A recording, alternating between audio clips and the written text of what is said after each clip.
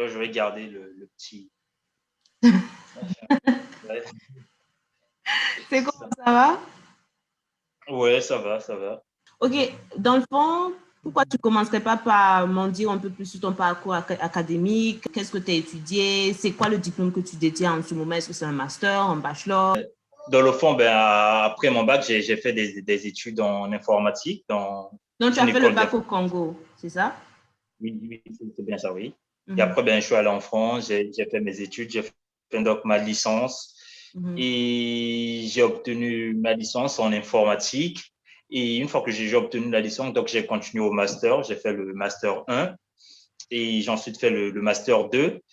Et une fois que j'ai obtenu donc mon master, c'est là que j'ai eu les projets. Enfin, j'avais envie de voir un peu comment se passait l'éducation dans le système américain, on va dire. Le Nord-américain, Canada, ouais. ouais, c'est ça. Le Canada, c'était la destination idéale. Et je m'étais inscrit donc à l'université de Sherbrooke en DESS, un diplôme d'études supérieures Au second spécialisées. cycle, ouais.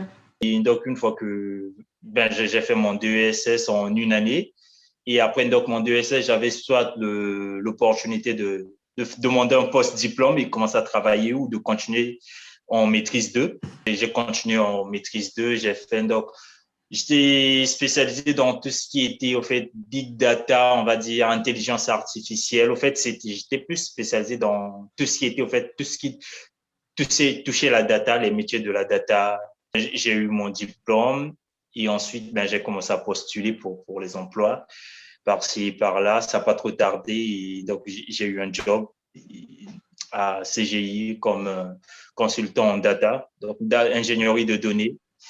Et donc, voilà, là, je travaille maintenant. Voilà un peu Ton mon parcours. parcours, si je peux le dire. L'avantage, par exemple, du DSS, c'est quoi? C'est quand tu fais un DSS, à la fin, une année, enfin, quand tu finis ton DSS en une année, tu peux aller travailler ensuite. Déjà, en fait, tu peux rentrer dans le marché de l'emploi, tu peux aller travailler. Et ensuite, une fois que tu peux travailler, appliquer pour tout ce qui est résidence permanente, une fois que tu as ta résidence permanente, tu peux revenir pour finir ta dernière année de master. Mais c'est juste que quand tu appliques au master, si tu n'as pas énormément de soutien pendant 2 ans, le master, tu dois avoir des soutiens pendant 2 ans parce que tu fais ta maîtrise 1, en fait, ensuite tu fais ta maîtrise 2. Tu ne peux pas faire ta maîtrise 1 et ensuite arrêter pour aller demander un post-diplôme. Ce n'est pas éligible. Tu ne peux pas demander un post-diplôme avec une maîtrise 1 là parce que tu n'as pas fini ton cursus là.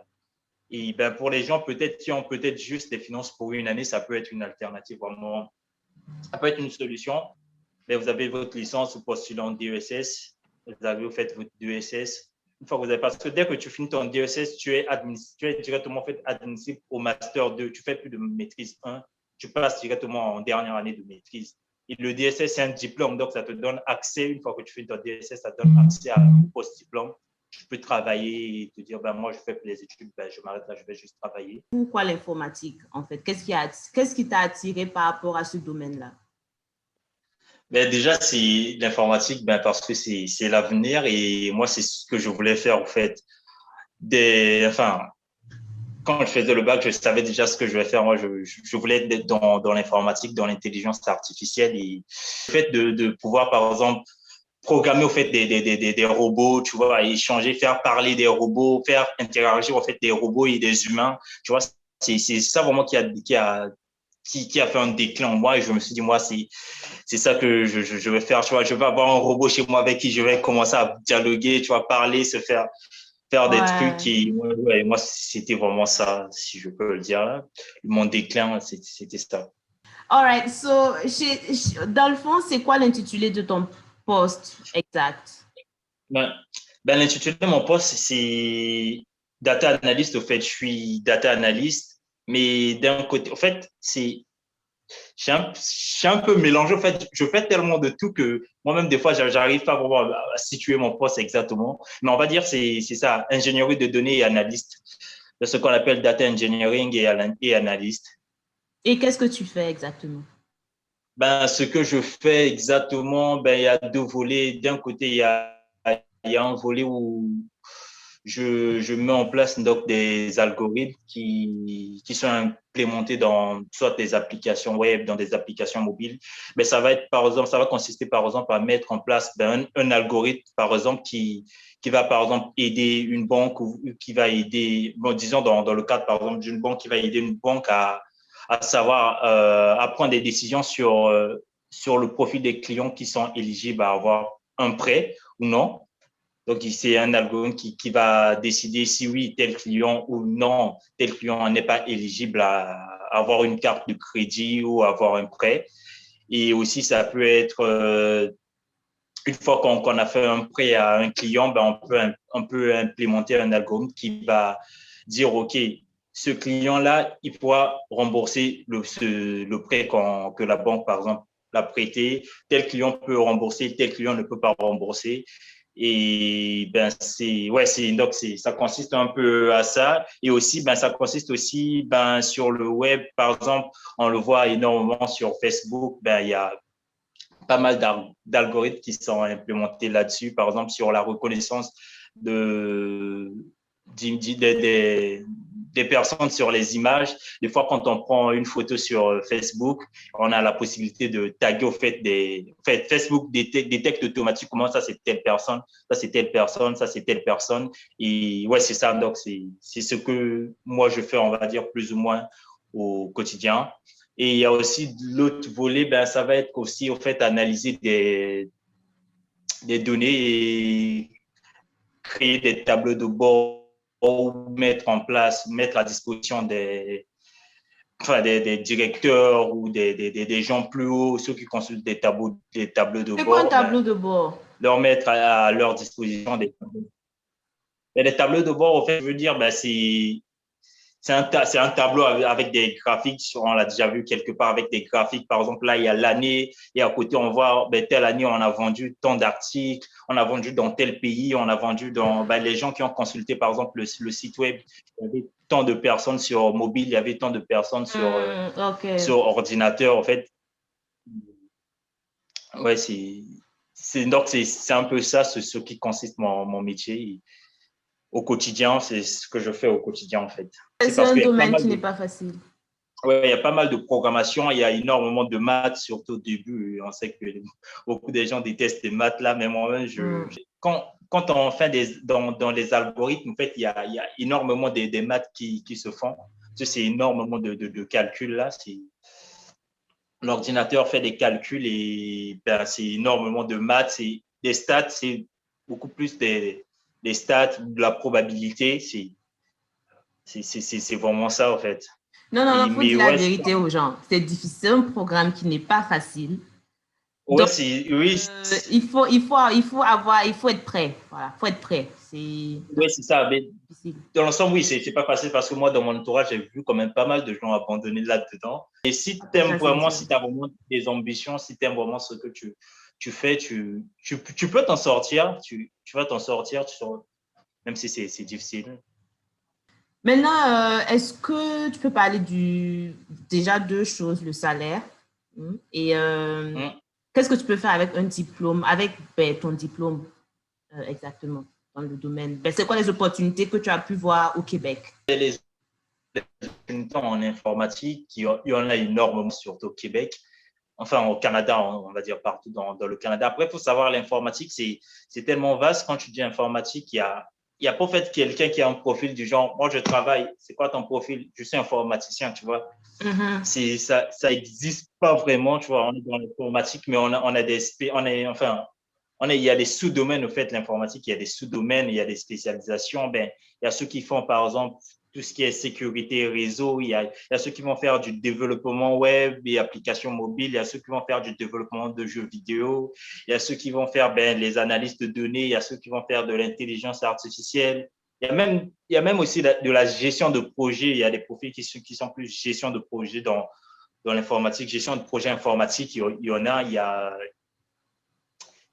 y a aussi ce qu'on appelle aujourd'hui des data science, des scientifiques de données. Et ouais, donc c'est un peu tout ça. Et je dirais pour tout ce qui est salaire, c'est quand même bien rémunéré. peu importe dans quoi tu travailles, dans les domaines que je viens de citer, tu gagnes quand même bien en entrée pour quelqu'un qui est diplômé. Tu peux prétendre à 60K, de 60K à plus. Dans la plupart des boîtes que j'ai vues, dans la plupart des entreprises que j'ai vues ici au Canada, surtout en informatique, on ne recherchait pas trop des profils master ou maîtrise et bachelor, c'était beaucoup plus bachelor et deck. All right, so début 60 000, beau domaine, il y a du boulot. Ouais. C'est vrai que le chemin peut être difficile, mais en tout cas, quand tu arrives au bout là, tu es bien. Ouais. Après, pour se lancer aussi dans l'informatique, ça dépend de ton profil, de ce que tu fais, ce que tu aimes faire. Enfin, une fois que tu sais que moi, par exemple, j'ai plus un profil dans la vie, j'aime par exemple diriger, j'aime prendre des initiatives, j'aime un peu dire toi fais ça, tu peux te lancer par exemple en informatique, mais en gestion par exemple de projets informatiques. Et si tu dis, moi dans la vie, non, moi je veux développer mes propres jeux vidéo, et voilà, tu peux te lancer dans le développement de jeux vidéo. Si tu dis, moi je veux faire des sites ou des applications mobiles, là, tu auras plus un profil développeur mobile et application.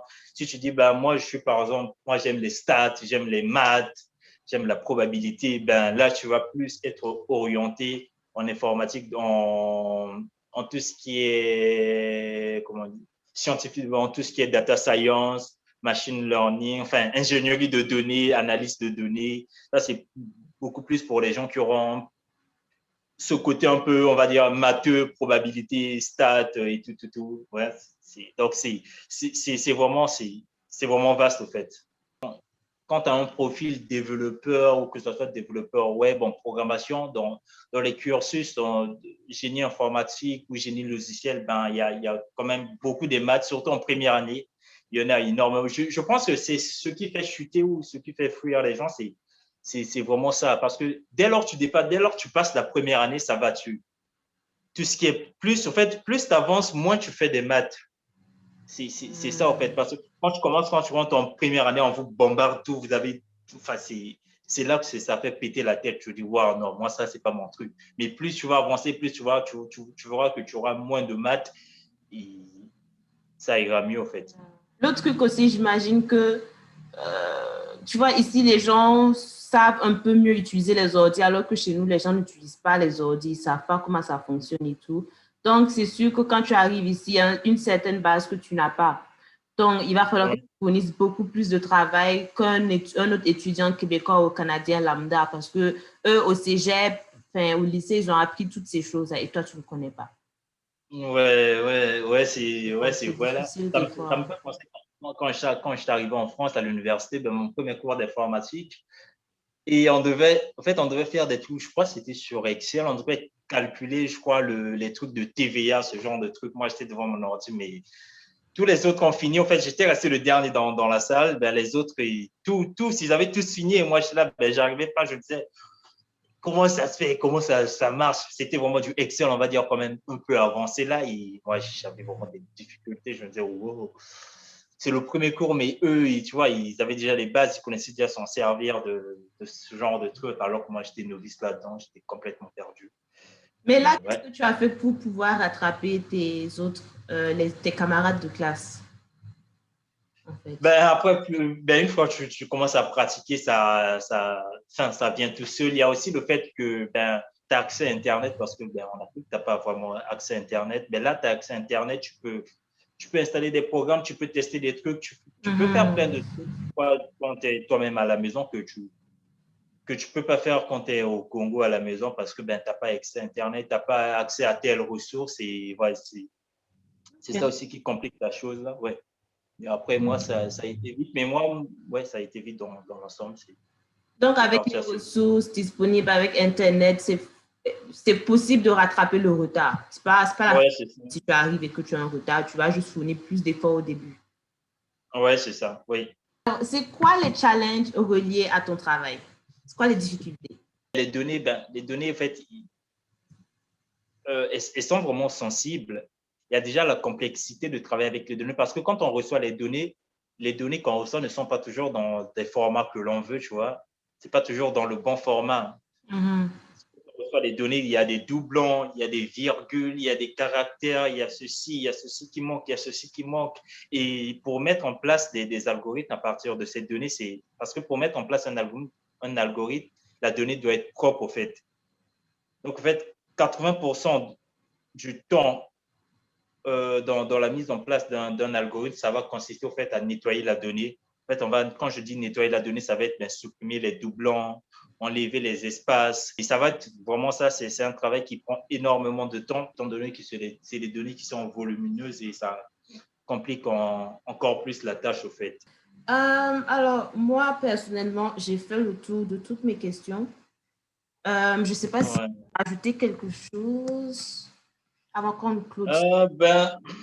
Non, pas vraiment. Juste dire que aux gens de ne pas avoir peur de se lancer dans l'informatique. Hein. C'est l'avenir, comme on le dit. Hein. C'est vrai. C'est le futur. Et, de ne pas vraiment avoir peur. Après, on a de plus en plus de femmes quand même qui sont quand même présentes dans le milieu de l'informatique. Là, même ça, c'est un bon à point. l'école, dans mes cours, il y avait quand même des filles. Il y en avait pas énormément, mais ouais, il y avait quand même quelques têtes, des filles en plus, même dans mon métier au quotidien. Je travaille énormément avec des filles. Dans mon équipe, même, il y a une fille, elle est aussi analyste de données. C'est comme on l'a soulevé récemment, il y a pas mal de gens qui abandonnent, des fois qui arrivent au Canada, ils se mettent à faire l'informatique. Après, quelques temps après, ils abandonnent, ils vont faire un truc en soutien informatique et tout. Moi, le soutien informatique, c'est des DIP, je sais pas comment, DIP ou DEP, je sais pas comment on dit. DEP, ouais. Les formations collégiales de courte durée. Après, ça c'est un truc que moi, je trouve pour dépanner, tu vois. Après, tu gagnes aussi moins, mais si ça peut te dépanner, oui. Mais si tu as des ambitions et tu veux vraiment avoir une carrière vraiment professionnelle, on va dire, en informatique, moi, je déconseille vraiment aux gens. Enfin, c'est pas vraiment la voie à suivre là. C'est aller faire un bac, aller faire une maîtrise, et là, vous serez mieux que de faire un DIP et gagner 13, 14 dollars de l'heure. Et aussi, ne pas abandonner après avoir reçu des échecs là, faut toujours continuer là. Même si tu as eu un là, c'est pas la fin du monde, toujours continuer et ça peut aller. En tout cas, merci encore pour ton temps, j'apprécie. C'était vraiment une très belle interview. Et puis, on se capte après. Good, ça marche. Bonne journée. Merci, bye.